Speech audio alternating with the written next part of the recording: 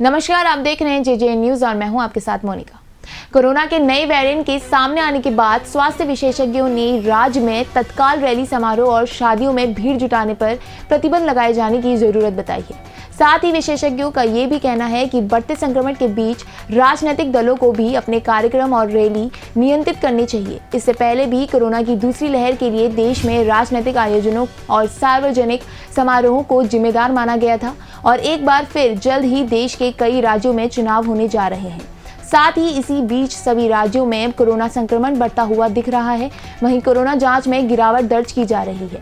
रविवार को राज्य के विभिन्न जिलों से इस महज 3000 के करीब सैंपल जांच के लिए भेजे गए हैं। राज्य के 6 जिले तो ऐसे हैं जहां से सिर्फ 50 से कम सैंपल जांच के लिए भेजे गए हैं।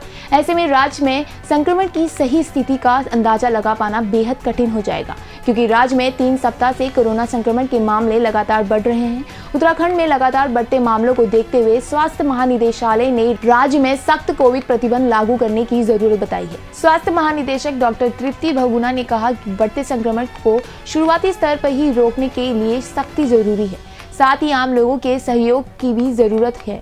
पिछले 4 दिनों से राज्य में हर दिन कोरोना मरीजों की संख्या में इजाफा हो रहा है। स्वास्थ्य विभाग की चिंता का विषय ये भी है कि राष्ट्रपति की ड्यूटी के लिए हुई कोविड जांच में पॉजिटिव पाए गए 19 पुलिसकर्मी और कर्मचारियों में से अधिकांश पहाड़ के अलग अलग जिलों में तैनात थे। ऐसे में पहाड़ में संक्रमण को लेकर चिंता बढ़ गई है। स्वास्थ्य महानिदेशालय से पहले राज्य में कोविड कंट्रोल के लिए एचएनबी चिकित्सालय विवि के कुलपति प्रोफेसर हेमचंद की अध्यक्षता में गठित एक्सपर्ट कमेटी ने भी कहा कि राज्य में संक्रमण बढ़ रहा है, इसलिए तत्काल समारोह और राजनीतिक रैलियों पर प्रतिबंध लगाया जाना चाहिए। शादी में भी भीड़ की इजाजत नहीं दी जानी चाहिए, नहीं तो एक बार फिर दूसरी लहर जैसी कंडीशन पैदा होने का खतरा है। तो अभी के लिए बस इतना ही। बाकी की तमाम खबरों के लिए आप देखते रहिए जेजे न्यूज। नमस्कार।